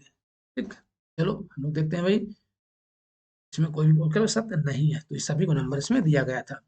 कहता भी कोई कृष्णा नदी का जल विवाद आंध्र प्रदेश, कर्नाटक और महाराष्ट्र के मध्य 1957 से चला आ रहा है। जबकि विकल्प में कर्नाटक, महाराष्ट्र, कर्नाटक, कर्नाटक, महाराष्ट्र, कर्नाटक, आंध्र प्रदेश और आंध्र प्रदेश, महाराष्ट्र दिया गया। इस प्रकार कोई भी विकल्प सत्य नहीं है इसका। अगला है प्रश्न नंबर 64। कृष्णा नदी से संबंधित निम्न कथनों को पढ़िए तथा नीचे दिए गए कोर्स से सही उत्तर चुनिए। कृष्णा पूरब की ओर प्रवाहित होने वाली सबसे बड़ी प्रायद्वीपीय नदी है। या जो कृष्णा नदी है पूरब की ओर प्रवाहित होने वाली सबसे बड़ी है? नहीं, सबसे बड़ी नहीं है ये, दूसरी सबसे बड़ी है। ये तो बात गलत हो जाएगी, ये बात गलत हो गई भाई। महाराष्ट्र, कर्नाटक और आंध्र प्रदेश इसके बीच क्षेत्र के हिस्सेदार है। अच्छा, पूर्णा कृष्णा की सहायक नदियां हैं। नागार्जुन सागर कृष्णा नदी पर एक बहुउद्देशीय परियोजना है। इसमें भाई पहला बात क्या है, गलत गलत है। इसका हो जाएगा भाई 2 और 4 क्या है, सत्य ऑप्शन नंबर इसका डी आंसर हो जाएगा सही। ठीक है, नंबर 64 है ना, 64 का डी आंसर हो जाएगा सही। चलो तो देखते हैं इसकी व्याख्या। कृष्णा नदी का उद्गम महाराष्ट्र के पश्चिमी भाग में स्थित महाबलेश्वर चोटी से है। यह महाराष्ट्र, कर्नाटक और आंध्र प्रदेश व तेलंगाना राज्यों से दक्षिण पूर्व दिशा में बहते हुए बंगाली खाड़ी में डेल्टा का निर्माण करती है। इसकी जो लंबाई है वो 1401 किलोमीटर है, जो कि प्रायद्वीपीय भारत की दूसरी सबसे बड़ी नदी है। ठीक है, इसका अगला देखो, पूर्णा, इस जो पूर्णा नदी है ये कृष्णा की सहायक नदी ना होकर ये गोदावरी की सहायक नदी है। तो पूर्णा नदी भैया ये कृष्णा की सहायक नदी नहीं है, ये गोदावरी की सहायक नदी है। अगला है प्रश्न नंबर नेक्स्ट, प्रश्न नंबर है 65। हंगरी सागर, हगरी जो है सहायक नदी किसकी है? तो क्या आंसर दे रहे हो? ठीक है, तो ये जो नदी है 65 में हो जाएगा डी आंसर तुंगभद्रा। तुंगभद्रा हो जाएगा आंसर इसका। तुंगभद्रा की सहायक नदी भैया हगरी आंध्र प्रदेश और कर्नाटक में बहती है। इसका दूसरा नाम वेदावती है। ठीक है, जो आगे हगरी लिखा हुआ है इसका जो भैया दूसरा नाम है वेदावती भी इसे कहते हैं। यह दो नदियों से मिलकर बनी है, वेदा और अवती, जो कि आंध्र प्रदेश के पूर्वी भाग से निकलती है। अगला है कावेरी नदी। अमरावती, भवानी, हेमावती, काबनी सहायक नदियां किसकी हैं? तो ये हैं सभी कावेरी की सहायक नदियां। ऑप्शन नंबर इसका सी हो जाएगा सही आंसर। अमरावती, भवानी, हेमावती, काबनी, होनुल होल, शिमसा, हिरंगी, अर्कावती, सुवर्णवती और लोकपावनी कावेरी नदी की सहायक नदियां हैं। कावेरी का उद्गम कहाँ है? कावेरी का जो उद्गम है ये है, कहाँ पर है? तो ये हो जाएगा आपका भैया ब्रह्मगिरी पहाड़ियों में, यानी कि कर्नाटक। ऑप्शन नंबर इसका पश्चिमी घाट से निकलती है। ऑप्शन नंबर इसका बी आंसर हो जाएगा करेक्ट। ठीक है। कावेरी नदी कर्नाटक के कुर्ग जिले में स्थित ब्रह्मगिरी पहाड़ी से 1341 किलोमीटर की ऊंचाई से निकलती है। 1341 मीटर की ऊंचाई से निकलती है। इसकी जो लंबाई है वो 800 किलोमीटर है। यह नदी केरल, कर्नाटक और तमिलनाडु से बहती हुई बंगाल की खाड़ी में गिरती है। शिव समुद्रम जलप्रपात तथा श्रीरंगपट्ट द्वीप इसी नदी द्वारा निर्मित है। ठीक है, तो शिव समुद्रम जलप्रपात भैया है वो कावेरी नदी पर ही है। ठीक है, सॉरी भाई। अगला है प्रश्न नेक्स्ट हम लोग देखते हैं। दामोदर नदी। दामोदर नदी के बारे में हम लोग चर्चा करते हैं। निम्नलिखित नदियों में से कौन सा अपने भ्रंश घाटी की प्रभावी प्रसिद्ध है? भ्रंश घाटी। ठीक, तो भ्रंश घाटी में भैया दामोदर नदी, देखो नर्मदा, ताप्ती और दामोदर नदी ये तीनों भ्रंश घाटी में है। लेकिन जो भ्रंश घाटी है, ये जो दामोदर नदी है ये बंगाली खाड़ी में गिरती है। लेकिन जो नर्मदा और ताप्ती नदी है ये दोनों अरब सागर में गिरती है। ये भी पॉइंट आपको ध्यान देना है। छोटा नागपुर पठार के पलामू पहाड़ी से निकलने वाली दामोदर नदी पश्चिम बंगाल में भ्रंश घाटी में प्रवाहित होती है। आसनसोल के समीप जब पश्चिम बंगाल के डेल्टा में प्रवेश करती है वह रूपनारायण नदी के जल को ग्रहण करती हुई हुगली नदी में विलीन हो जाती है। इसकी जो कुल लंबाई है, इसकी जो टोटल लंबाई है वो 552 किलोमीटर है तथा इसका जो प्रवाह क्षेत्र है वो लगभग इकाई दहाई सैकड़ा हजार यानी 22,000 किलोमीटर है। निरंतर आती बाढ़ के कारण इसे बंगाल का शोक, जो दामोदर नदी है इसे बंगाल का शोक के नाम से भी जाना या कहते, बंगाल का शोक कहते हैं। ठीक है, कोनार हो गया, बराकर हो गई, है ना, ये सभी इसकी सहायक नदियां हैं। नेक्स्ट है,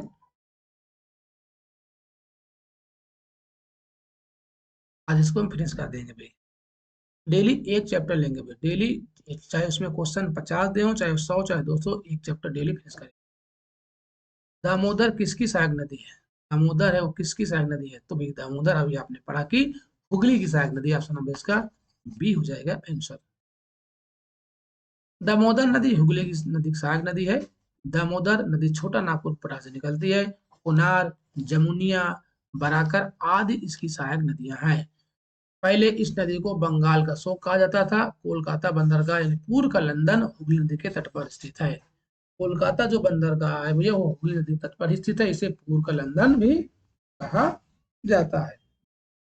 अगला है प्रश्न नंबर 70। भारत की निम्नलिखित नदियों में से किसे जैविक मरुस्थल कहते हैं?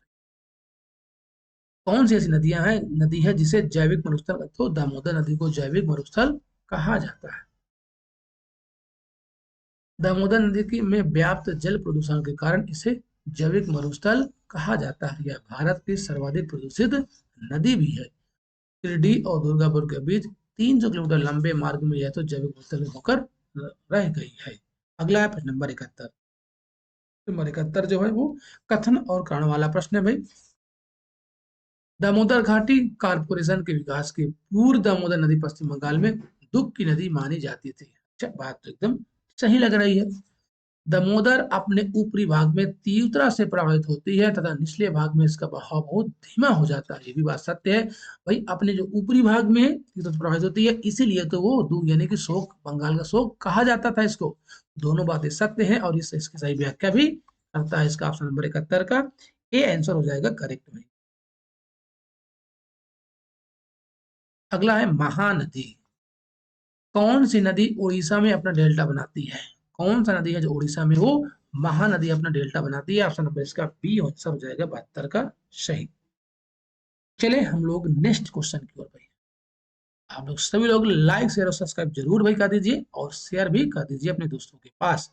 महानदी 841 किलोमीटर लंबी नदी है। इसका जल प्रवाह क्षेत्र जो है वो 1,41,589 वर्ग किलोमीटर है। यह छत्तीसगढ़ के रायपुर जिले में सिवाहा पहाड़ी से निकलकर पूर्व व दक्षिण पूर्व की ओर बहती हुई कटक उड़ीसा के निकट बड़ा डेल्टा का निर्माण करती है और फिर बंगाल की खाड़ी में गिर जाती है। भारत की निम्नलिखित में से कौन सी नदी पश्चिम घाट से नहीं निकलती है? पश्चिमी घाट से कृष्णा, गोदावरी, महानदी और वैगई। तो इनमें से कौन सी ऐसी नदी है जो पश्चिमी घाट से नहीं निकलती है? तो जो महानदी भैया है ये पश्चिमी घाट से नहीं निकलती है। बात ध्यान देना, महानदी छत्तीसगढ़ के रायपुर जिले के सिहावा पहाड़ी से निकलती है। गोदावरी नदी महाराष्ट्र के नासिक। बाकी सब आप पढ़ चुके हैं, है ना? ये सब आप पढ़ चुके हैं, आप इसको देख लीजिएगा भाई। अगला है प्रश्न नंबर नेक्स्ट 74। निम्नलिखित में से कौन सा युग्म सुमेलित है? गंगा, बनास, गोदावरी, भीमा, कृष्णा, इंद्रावती, महानदी। तेल। तेल जो नदी है ये महानदी की तो है। क्यों? विकल्प डी क्या है? सही है। ऑप्शन नंबर इसका डी आंसर हो जाएगा। तेल महानदी की सहायक नदी है अतः विकल्प डी क्या है? सही है। जबकि बनास जो है वो चंबल की है और जो भीमा है वो कृष्णा की है तथा इंद्रावती है गोदावरी की सहायक नदी है। ठीक है, भीमा किसकी है? कृष्णा की। इंद्रावती गोदावरी की है। बनास है ये चंबल की है। नेक्स्ट है प्रश्न नंबर, अन्य नदियों के बारे में चर्चा करते हैं भाई। अन्य नदियां जो सूची 1 को सूची 2 के साथ आपको मिलान करना है यहाँ पर।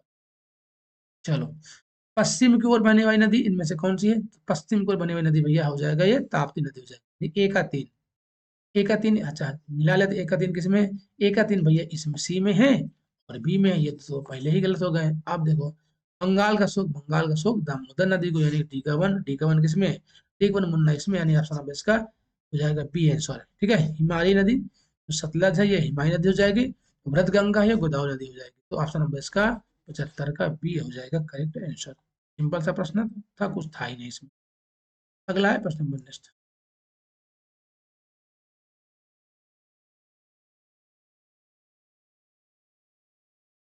प्रश्न नंबर है 76। निम्नलिखित में से कौन सी एक नदी हिमालय पार यानी ट्रांस हिमालय नदी है? हिमालय पार, बोलो। हिमालय पार है ना? तो 76 का हो जाएगा मुन्ना। कौन सा आंसर? बी आंसर सतलज नदी। ऑप्शन नंबर इसका बी हो सही आंसर। सतलज उत्तर भारत में बहने वाली एक सदा नीरा नदी है। इस नदी का जो भैया एक मिनट, क्यों भाग रहा है? सतलज उत्तर भारत में बहने वाली एक सदा नीरा नदी है। इस नदी का उद्गम हिमालय पर यानी ट्रांस हिमालय से मानसरोवर के निकट राकस्थान से होता है।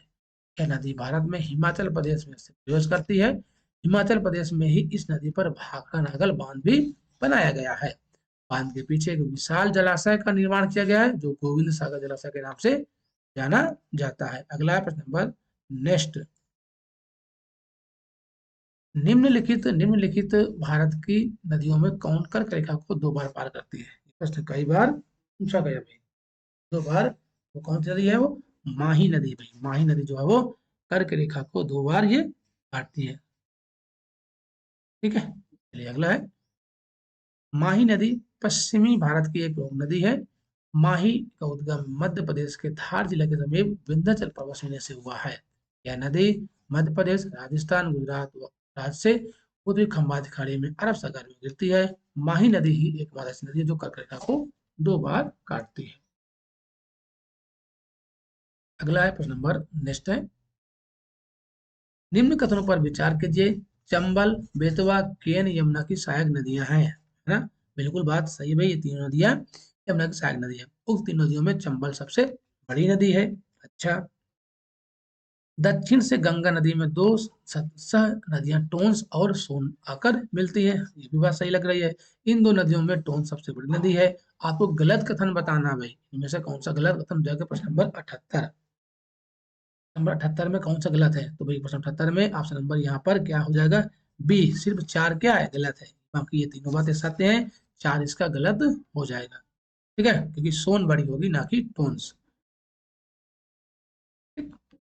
देखो सोन की जो है वो 780 किलोमीटर लंबाई है और जो टोन्स है वो 265 किलोमीटर। तो ये बात क्या थी, गलत थी।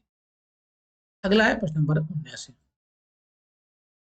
निम्नलिखित में से किस नदी के ऊपरी मार्ग में मीठा जल परंतु निचले भाग में खारे जल प्रवाह मिलता है? बराक, लूनी, घाघरा या उपरोक्त में से कोई नहीं। नंबर 79 हो जाएगा बी, लूनी नदी। ठीक है, ऑप्शन नंबर इसका बी आंसर हो जाएगा सही। नेक्स्ट है प्रश्न नंबर, अगला हम लोग देखते हैं। ये जो लूनी नदी है, ये राजस्थान के अजमेर जिले के दक्षिणी पश्चिम में अरावली श्रेणी में स्थित नाग पर्वत से निकलती है तथा कच्छ के रण में विलुप्त हो जाती है। लूनी नदी के ऊपरी भाग में मीठा जल तथा निचले भाग में खारे जल का प्रवाह मिलता है। इसे लवणकारी नदी के नाम से भी जाना जाता है। अगला है प्रश्न नंबर 80 है। मोरीबंद डेल्टा निम्नलिखित में से किस डेल्टा का उप विभाग है? मोरीबंद जो डेल्टा है निम्नलिखित में से किस डेल्टा का उप विभाग है? प्रश्न नंबर 80। नंबर 80 हो जाएगा option number C, Bengal delta. Option number इसका सी हो जाएगा सही आंसर। सूची प्रश्न नंबर 81 में देखो, सूची वन को सूची से के साथ मिलान करना। इधर है नदी, इधर है सहायक नदी, गंगा, गोदावरी, कृष्णा और यमुना। ठीक, तो यमुना की केन और गंगा की सोन। ठीक, अब यहां से भी आप ले सकते हो। ए का 4 और डी का 1 है किसी में, डी का 2। ए का 4, हाँ ए का 4 सिर्फ इसमें है। और डी का क्या है, डी का आपका होना चाहिए 2, डी का 2 किसमें है, इसमें है। इसका मतलब इसका हो जाएगा 81 का डी आंसर। ठीक है, 81 डी। तो बी का हो जाएगा 3, बी का 3 गोदावरी, मंजीरा, कृष्णा, भीमा। ओके, चलो चलते हैं। इसका व्याख्या भी दे सकते हैं भाई। गंगा, सोन, गोदावरी, मंजीरा, कृष्णा, भीमा और यमुना केन नदी। नेक्स्ट है प्रश्न नंबर 82। इंदिरा गांधी नहर के जल का स्रोत है? इंदिरा गांधी नहर सतलज, ब्यास, रावी, चेनाब। सही उत्तर को आपको चुनना है प्रश्न नंबर 82 में। 82 में तो हो जाएगा सतलज और ब्यास नदी। ठीक है, ये उसका हो जाएगा आंसर इंदिरा गांधी नहर। इंदिरा गांधी नहर राजस्थान की प्रमुख नहर है। इसका जो पुराना नाम है राजस्थान नहर था। यह नहर सतलज और ब्यास नदियों के संगम पर निर्मित हरिके बैराज से निकाली गई है। यह नहर पंजाब एवं राजस्थान को पानी की आपूर्ति करती है। इस नहर के उद्घाटन 30 मार्च 1958 को हुआ, जबकि 2 नवंबर 1984 को इसका नाम इंदिरा गांधी नहर परियोजना कर दिया गया। ठीक है, इंदिरा गांधी जो नहर है, जो विश्व की सबसे बड़ी सिंचाई परियोजना भी है, इसको भी आपको ध्यान देना है। अगला है प्रश्न नंबर नेक्स्ट। प्रश्न नंबर हम चलते हैं, प्रश्न नंबर है 83। नंबर 83 में आपसे पूछा जा रहा है कि भारत की निम्नलिखित नदियों में से कौन सी मन्नार की खाड़ी में गिरती है? कौन सी ऐसी नदी है जो मन्नार की खाड़ी में, तो वैगई नदी है, ये मन्नार की खाड़ी में गिरती है। वैगई या वैगई नदी तमिलनाडु राज्य के मदुरई जिला के वर्षा नद पारी से निकलकर मदुरई, रामनाथपुरम आदि जिलों से प्रवाहित होते हुए मंडपम के पास मन्नार की खाड़ी में गिरती है। मदुरई शहर इसी नदी के तट पर स्थित, जो भैया मदुरई शहर है वो वैगई नदी के किनारे ही स्थित है। अगला है प्रश्न नंबर 84। दूध गंगा नदी की निम्न में से किसमें अवस्थित है? दूध गंगा नदी इनमें से किसमें अवस्थित है? जम्मू कश्मीर, हिमाचल, उत्तराखंड और पश्चिम बंगाल। ये चारों बातें क्या है, गलत थी भाई। लेकिन आयोग ने इसको ए माना था। क्यों? जम्मू कश्मीर। ठीक है, आयोग ने इसको ए माना था, लेकिन दूध गंगा जो नदी है वो जम्मू कश्मीर के अतिरिक्त उत्तराखंड और महाराष्ट्र राज्य में भी अवस्थित है। ठीक है, बात ध्यान देना है। इस प्रकार जो विकल्प ए और सी दोनों सही हैं, परंतु उत्तर प्रदेश लोक सेवा आयोग ने इसे ए माना था। क्या? ये बात ध्यान देना। अगला प्रश्न नंबर 85। निम्नलिखित नदियों में कौन अध्यारोपित नदी का उदाहरण नहीं है? अध्यारोपित नदी का उदाहरण नहीं है। अलकनंदा, कोसी, चंबल और गोदावरी। प्रश्न नंबर 85। प्रश्न नंबर 85 में ऑप्शन नंबर हो जाएगा इसका सी आंसर, चंबल नदी। चंबल नदी अध्यारोपित नदी का उदाहरण नहीं है। अध्यारोपित अपवाह प्रतिरूप नदियां अपनी ऊपरी संरचना में निर्मित घाटी का आरोपण निचली संरचना में करती है। कहता है कि चंबल नदी का उद्गम स्थल मध्य प्रदेश के इंदौर जिले में महू के समीप जानपाव पहाड़ी है। इस नदी की जो लंबाई है वो 965 किलोमीटर है। अगला है प्रश्न नंबर नेक्स्ट है 86। भारत की पश्चिमी घाट की नदियां डेल्टा का निर्माण नहीं करती हैं। वे छोटे प्रवाह क्षेत्र से अपेक्षाकृत कठोर चट्टानों पर प्रवाहित होती हैं। अच्छा, बात तो सही लग रही है भाई। 86 में क्या हो जाएगा भाई?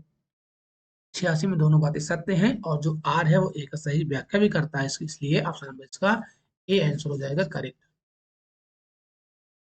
नेक्स्ट है, तो चलते हैं अगले प्रश्न की ओर। नंबर 87। दक्षिण भारत की नदियां प्रमुख रूप से निम्न में से कौन सा अपवाह तंत्र रखती हैं? अरी है, खंडित है, वृक्षनुमा है या जालीदार है? दक्षिण भारत की जो नदियां हैं ये जो रखती हैं वृक्षनुमा। ऑप्शन नंबर इसका 87 का सी आंसर हो जाएगा सही आंसर। दक्षिण भारत की जो नदियां हैं प्रमुख रूप से वृक्षनुमा अपवाह तंत्र रखती हैं। पादपाकार या वृक्षनुमा अपवाह तंत्र का विकास मुख्य रूप से ग्रेनाइट शैल वाले चौड़े और सपाट विस्तृत भाग पर होता है। यह प्रवाह देखने पर वृक्ष के तने एवं शाखाओं के समान लगता है। अगला है, निम्नलिखित में किस कौन सा सुमेल नहीं है? अहमदाबाद, साबरमती, हैदराबाद, कृष्णा, कोटा, चंबल और नासिक, गोदावरी। तो यहाँ पर जो हैदराबाद भैया है ये क्या है, सही है गलत बताओ? प्रश्न नंबर 88 में हो जाएगा इसका भी गलत। जो हैदराबाद है वो कृष्णा नदी में नहीं है, ये है भैया मूसी नदी किनारे स्थित है। यहाँ पर मूसी नदी किनारे स्थित है, ना कि कृष्णा। नेक्स्ट है प्रश्न नंबर 89। सुमेलित करना है आपको कटक, लुधियाना, नासिक, उज्जैन। इसका आप लोग क्या आंसर दे रहे हो? प्रश्न नंबर 89। प्रश्न नंबर देखो, जो उज्जैन है ये भैया क्या क्षिप्रा नदी किनारे है, क्यों? नासिक गोदावरी हो जाएगा, उज्जैन है या छिपरा। अब डी का 2 और सी का 1 इसमें है। डी का 2 और सी का 1 ये है भैया 89 में। ऑप्शन नंबर इसका ए आंसर हो जाएगा सही। क्या ए हो जाएगा इसका करेक्ट आंसर? तो भैया कटक जो होगा, जो कटक हो जाएगा वो महानदी हो जाएगा, और जो आपका बचा क्या लुधियाना, लुधियाना हो जाएगा सतलज। अगला है प्रश्न नंबर नेक्स्ट हम लोग देखते हैं।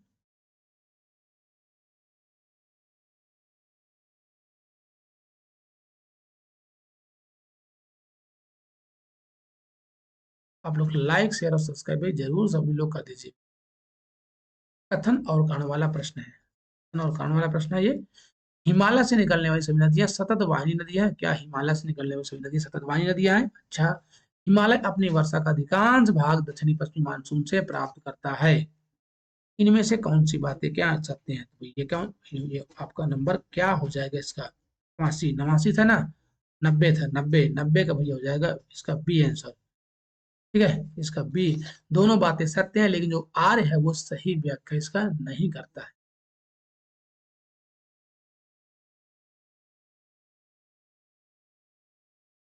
देखो, हिमालय से निकलने वाली नदियां हमेशा जल बना रहता है, क्योंकि इनका उद्गम हिमानियों से होता है। कहाँ से? हिमालय ग्लेशियर से होता है, जो ग्रीष्म काल में भी इन्हें जल प्रदान करती रहती है। साथ ही हिमालय अपनी वर्षा का अधिकांश भाग दक्षिण पश्चिम मानसून से प्राप्त करता है।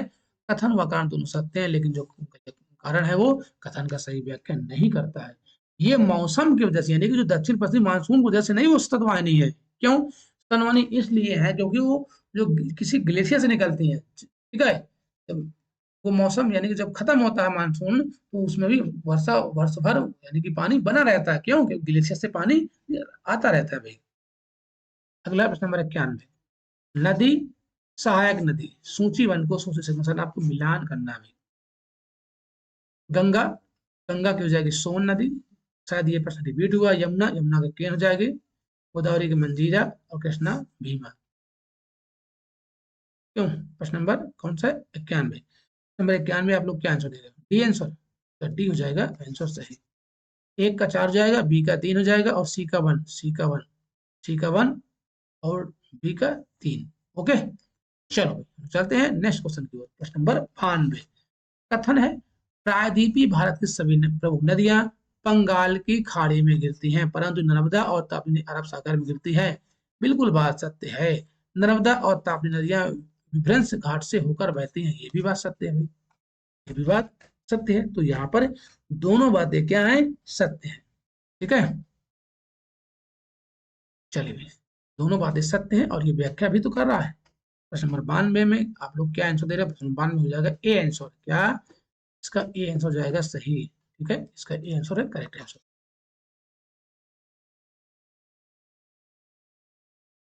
प्रादेशिक भारत की गोदावरी गोदावरी कृष्णा और कावेरी आदि प्रमुख नदियां बंगाली खाड़ी में गिरती हैं, जबकि नर्मदा और दूसरा नदियां वो भ्रंश घाटी में प्रवाहित होकर अरब सागर में गिरती हैं। इसका ए आंसर आयोग ने माना था, ध्यान देना भाई, आयोग ने इसका ए आंसर माना था। अगला है प्रश्न नंबर 93। भारत की निम्नलिखित नदियों के घाटों में इनमें जल का अभाव है। नीचे दिए गए कोड का सही उत्तर चुनिए, इनमें से किनमें जल का अभाव है। साबरमती, ताप्ती, कृष्णा और कावेरी। प्रश्न नंबर 93। प्रश्न नंबर 93 में ऑप्शन नंबर इसका हो जाएगा 1 और 2, साबरमती और ताप्ती। इसका ए आंसर हो जाएगा करेक्ट। अगला है प्रश्न नंबर 94। दक्कन के पठार में नदियां का प्रवाह होता है। दक्कन पर नदी प्रवाह, दक्कन के पठार में नदियों का प्रवाह कैसा, पश्चिम से पूर्व की ओर या उत्तर से पूर्व की ओर या पूर्व से पश्चिम है या उत्तर से पश्चिम है। प्रश्न नंबर 94 में ऑप्शन नंबर हो जाएगा ए, पश्चिम से पूर्व। पश्चिम से पूर्व की ओर। दक्कन पठार पूर्वी और पश्चिमी घाटों से घिरा हुआ है, जबकि इसका उत्तरी छोर विंध्य रेंज है। दक्कन पठार का ढाल सामान्यतः पश्चिम से पूर्व की ओर दिशा में है, जिससे नदियों का प्रवाह पश्चिम से पूर्व होता है। यहाँ प्रमुख जो नदियां हैं वो गोदावरी, कृष्णा और कावेरी नदी है। अगला है प्रश्न नंबर 95। निम्नलिखित कथनों कौन सा सही नहीं है, इनमें से कौन सा है। तीस्ता नदी गंगा की शाखा, क्या तीस्ता नदी गंगा की सहायक नदी है। अच्छा, 95। तो तीस्ता नदी जो है गंगा की सही सहायक नदी है, ये ब्रह्मपुत्र की सहायक नदी है। तो क्या है, यही बात गलत हो गई, तो इसका ए हो जाएगा आंसर। बाकी ये सभी सही है। ठीक है, उकाई बांध परियोजना जो है ताप्ती नदी पर, जो कि गुजरात में है। दून लंबी पर्वतीय घाटियां, बिल्कुल बात, दून और द्वार मैंने पढ़ाया है। कोरोमंडल तटीय जो मैदान है मालाबार मैदान से अधिक चौड़ा है। हाँ, तो मालाबार है ये केरल साइड है और जो कोरोमंडल है ये तमिलनाडु साइड है, तट है। नेक्स्ट क्वेश्चन चलते हैं हम लोग, क्वेश्चन अगला है। आप लोग से बिल्कुल लाइक और शेयर जरूर भी कर दीजिए। नंबर 96। सूची वन को सूची संख्या से आपको मिलान करना है। सलाल, हीन, काकरापार, नागार्जुन, ये है इसका आपकी परियोजनाएं हैं। इधर दिया गया है नदियां, बताओ सलाल जो परियोजना है कहाँ पर है। सलाल, प्रश्न नंबर है 96। 96 में आप लोग किधर जा रहे हो। सलाल हो जाएगा भैया चिनाब नदी। सलाल जो है वो चिनाब नदी हो जाएगी। ठीक है, इसके बाद जो थीन बांध है ये हो जाएगा आपका रावी नदी हो जाएगा। थीन बांध रावी नदी हो जाएगा। काकरा पार, जो काकरा पार मुन्ना है ये हो जाएगा ताप्ती नदी, और जो नागार्जुन सागर ये कृष्णा नदी हो जाएगा। तो इसका हो जाएगा ऑप्शन नंबर बी। क्या इसका बी हो जाएगा करेक्ट आंसर, प्रश्न नंबर 96 का। अगला है प्रश्न नंबर 97।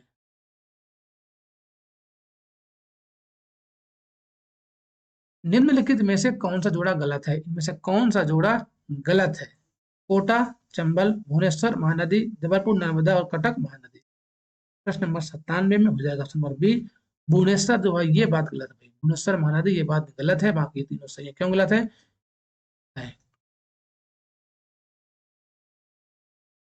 ओके, भुवनेश्वर किसी नदी पर, वो जो भुवनेश्वर भैया है वो किसी भी नदी किनारे नहीं है, ये बात ध्यान देना। भुवनेश्वर 98 देखो, निम्न में से कौन एक मंदाकिनी नदी के किनारे अवस्थित नहीं है। इनमें से कौन सा एक है जो मंदाकिनी किनारे के पास अवस्थित नहीं है। मंदाकिनी, ठीक है, गौरी कुंड या रामबाड़ा या गोविंद घाट या गुप्त काशी। प्रश्न नंबर 98। प्रश्न नंबर 98 में ऑप्शन नंबर हो जाएगा भैया सी, गोविंद घाट। गोविंद घाट नहीं स्थित है। अगला है प्रश्न नंबर नेक्स्ट नंबर 99। नंबर 99 समझा रहा है, इधर नगर है इधर है नदी, यानी कौन से नगर है किस नदी किनारे है। श्रीनगर, जबलपुर, डिब्रूगढ़ और संबलपुर। श्रीनगर, तो श्रीनगर जो हो जाएगा वो झेलम नदी किनारे भाई। ए का तीन है किसी में। अच्छा, ए का तीन सिर्फ एक ही ऑप्शन में मुन्ना है, ए का 3 सिर्फ एक ही ऑप्शन में है, 99 हो जाएगा ऑप्शन नंबर बी। आंख बंद करो और इसको लगा दो। ठीक है, जबलपुर नर्मदा नदी हो जाएगा, और जो आपका डिब्रूगढ़ है ये ब्रह्मपुत्र हो जाएगा, और संबलपुर हो जाएगा आपका महानदी। तो इसका बी आंसर हो जाएगा करेक्ट।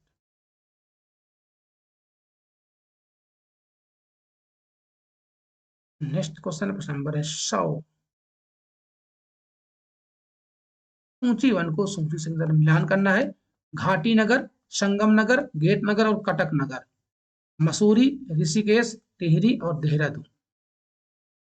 बताएं क्या आंसर दे रहे हो। 100। तो जो घाटी नगर हो जाएगा मुन्ना, ये हो जाएगा आपका घाटी नगर देहरादून। एक का 4। संगम नगर की बात करें, संगम नगर हो जाएगा भाई टिहरी। तो गेट नगर है, गेट नगर ऋषिकेश जाएगा, और कटक नगर हो जाएगा ये मसूरी। तो यहाँ पर हो जाएगा ऑप्शन नंबर क्या, सी आंसर। ठीक है, 100 का सी हो जाएगा इसका करेक्ट आंसर। अगला है प्रश्न नंबर, नेक्स्ट है प्रश्न नंबर 101। इधर दिया हुआ सूची वन को सूची से मिलान करना है। नगर है, इधर दिया गया है आपको नदियां, नगर और नदी। गोरखपुर आपने पढ़ा कि राप्ती नदी हो जाएगा, क्यों। फैजाबाद, कानपुर और आगरा, आगरा यमुना नदी हो जाएगा। कानपुर गंगा, फैजाबाद सरयू, क्यों फैजाबाद सरयू। तो यहाँ पर आप मिलान कर लीजिए भाई, क्या हो जाएगा बताएं। 101। ठीक है, नोट देखते हैं इसकी क्या वो दिया गया है ऑप्शन में। 101, 101 का हो जाएगा भाई ऑप्शन नंबर क्या दिया है 101 का बी आंसर हो जाएगा सही आंसर, ध्यान देना बी इसका सही आंसर। गोरखपुर राप्ती, फैजाबाद सरयू, कानपुर गंगा और आगरा यमुना नदी किनारे। नेक्स्ट है 102, आज का सेकंड, नहीं इसके बाद और है तो निम्नलिखित में से कौन सा नगर नदी तट पर नहीं बसा है। अहमदाबाद, भोपाल, कटक और गोरखपुर। गोरखपुर तो स्थित है, और अहमदाबाद भी स्थित है, बचा भोपाल और बचा कटक।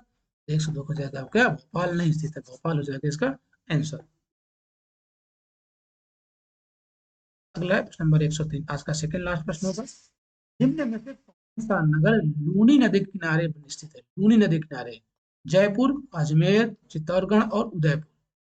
लूनी नदी किनारे कौन सा नगर स्थित है। 103 में आप लोग क्या आंसर दे रहे हैं, तो जगह बी अजमेर, अजमेर हो जाएगा इसका आंसर करेक्ट। लास्ट प्रश्न भैया है, अयोध्या निम्नलिखित में से किस नदी के तट पर है। बार बार क्या हो जाएगा भाई, घाघरा। 4 हो जाएगा सी, अयोध्या घाघरा यानी कि सरयू नदी की दाहिने तट पर स्थित है। सरयू नदी को घाघरा नदी के नाम से भी जाना जाता है। यह गंगा नदी की प्रमुख सहायक नदी है, जो अपने उद्गम स्थान से लगभग 1080 किलोमीटर बलिया और छपरा के बीच गंगा नदी में मिल जाती है। इसे काली नदी व साधन नदी के नाम से भी जानते हैं, यानी इस नदी को काली नदी या साधन नदी के नाम से भी जाना जाता था। ये तो भैया आज के हम लोग अफवाह तंत्र के बारे में ये क्लास। अब हम लोग आगे पढ़ेंगे अगला जो आपका चैप्टर, उसके बारे में हम लोग थोड़ा चर्चा कर लेते हैं। ठीक है, तटीय भाग एवं द्वीप समूह जो चौथा चैप्टर होगा, इसके बारे में लोग कल चर्चा करेंगे, तटीय एवं द्वीप समूह के बारे में। ठीक है, तटीय भाग और द्वीप समूह के बारे में हम लोग चर्चा करेंगे। धन्यवाद, आप लोग चैनल को सब्सक्राइब और लाइक जरूर कर दिए भाई। हम लोग मिलते हैं